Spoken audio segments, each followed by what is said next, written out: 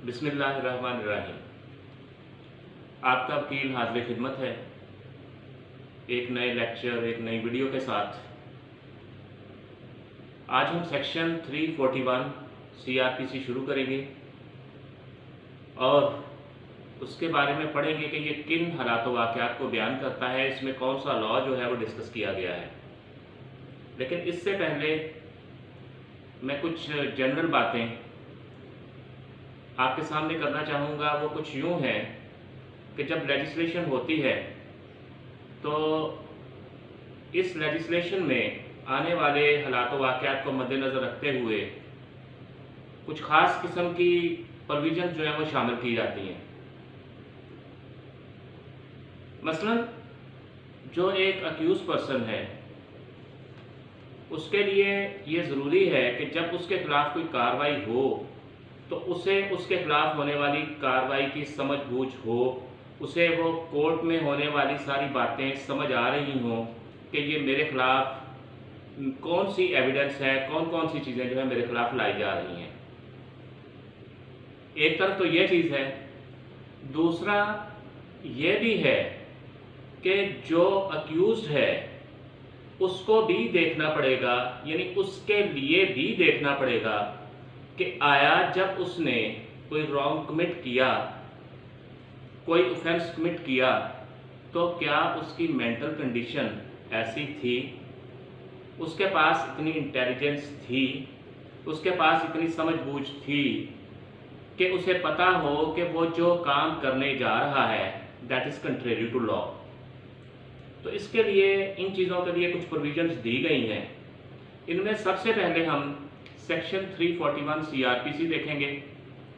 Section 341 CRPC की जो language है वो क्या कहती है?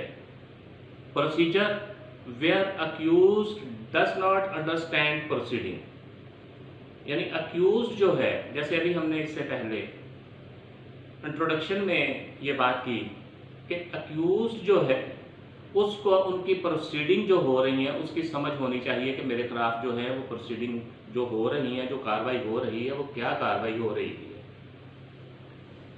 तो इसमें इसकी जो लैंग्वेज है उसको पहले देखते हैं।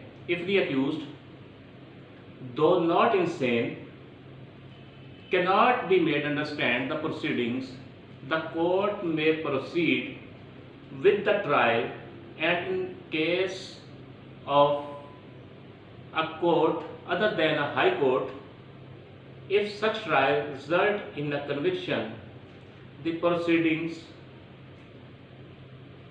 shall be forwarded to the high court with the report of the circumstances of the case, and the high court shall pass thereon such orders as it thinks fit।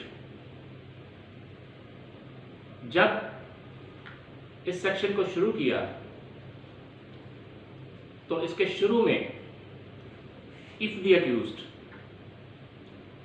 यानी एक अक्यूज पर्सन जो है, आगे है दो not insane, यानी अगर जो कॉमर्स के अंदर वाला पोर्शन है उसको छोड़ दिया जाए तो इस तरह से है if the accused cannot be made understand, यानी उसे बताया नहीं जा सकता, उसे समझाया नहीं जा सकता क्या द प्रोसीडिंग्स, उन प्रोसीडिंग्स के बारे में, यानी जो कार्रवाई, अदालती कार्रवाई सारी हो रही है उसको समझाया नहीं जा सकता। हम ये नहीं कह रहे कि उसे समझ नहीं आ रही, यहाँ पे लॉ की जो लैंग्वेज है वो ये है कि उसे समझाया नहीं जा सकता।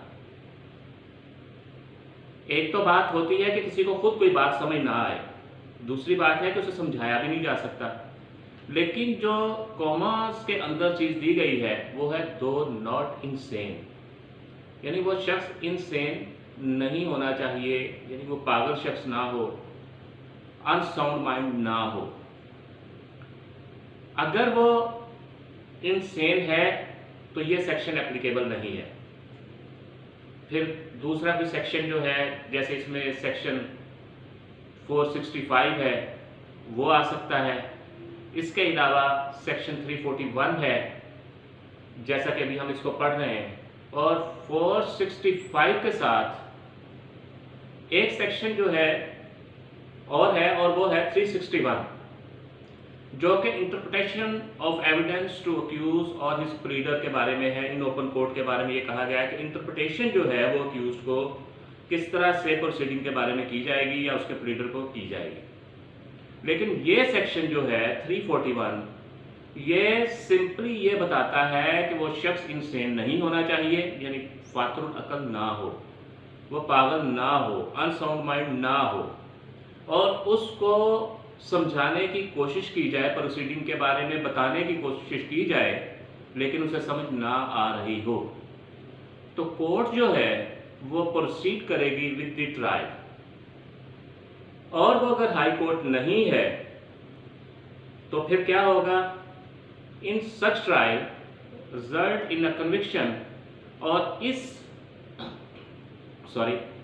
इस ट्रायल में अगर उसको कन्विक्शन हो जाती है तो जो प्रोसीडिंग्स हैं वो फॉरवर्ड कर दी जाएंगी हाई कोर्ट को with the report of the circumstances.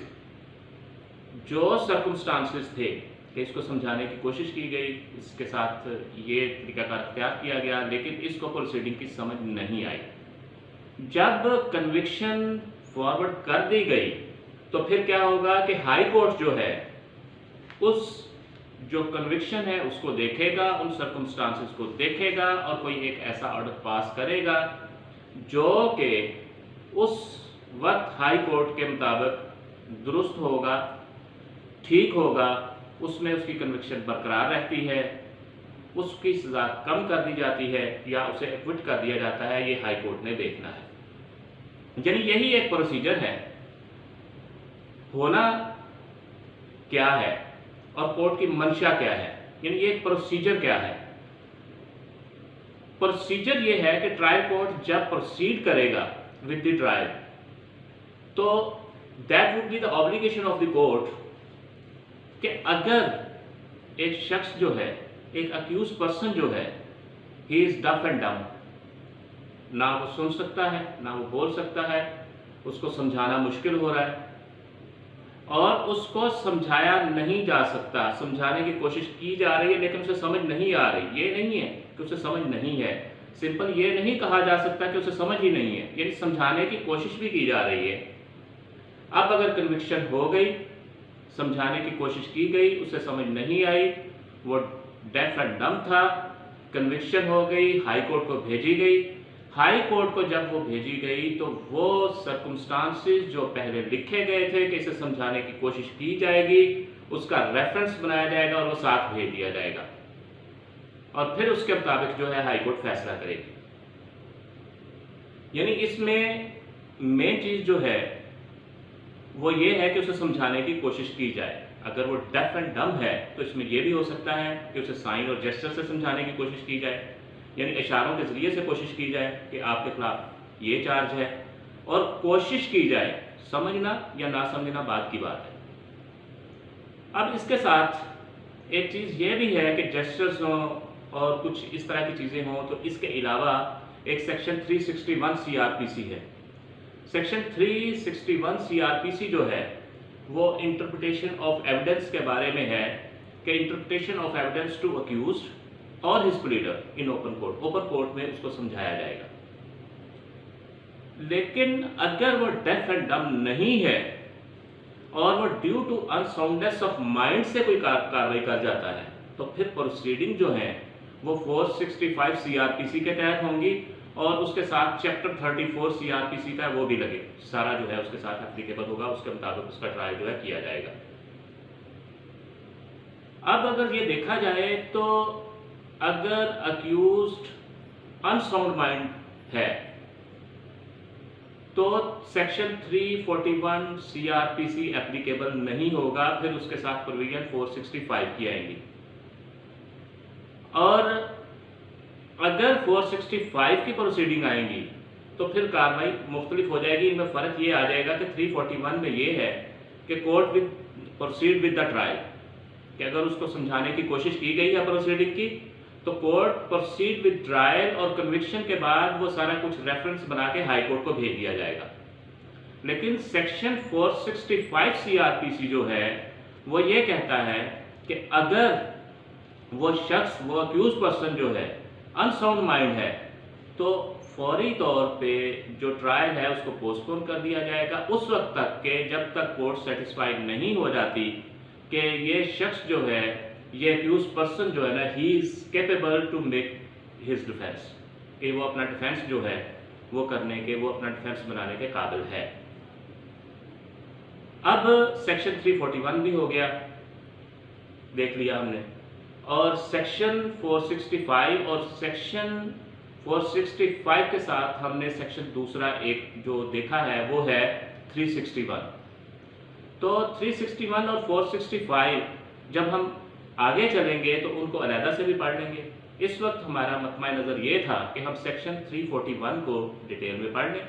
Section 341 को हमने पढ़ा और उसका क्रक्स सिर्फ ये था कि अगर शख्स अनसाउंड माइंड नहीं है तो उसका ट्रायल किस तरह से होगा। उसके ट्रायल के लिए बता दिया गया कि उसको प्रोसीडिंग समझाने की कोशिश की जाएगी और अगर उसको समझ नहीं आती तो कोर्ट प्रोसीड करेगी विद द ट्रायल, और फिर रिजल्ट में अगर उसको कन्विक्शन हो जाती है तो वो प्रोसीडिंग जो है सारी की सारी, और जो उसमें रेफरेंस के तौर पे बना के और उसके साथ कि इसको समझाने की कोशिश की गई थी, ये जो है स्टेप्स लिए गए थे, वो हाई कोर्ट को सेंड कर दिया जाएगा और फिर हाई कोर्ट जो है उसको देखेगी कि इसकी सज़ा बरकरार रखनी है या इसको क्विट करना है या इसकी सज़ा जो है लेसर पनिशमेंट के तौर पर सामने आएगी। तो ये 341 की लैंग्वेज ये और उसका सारा प्रोसीजर था।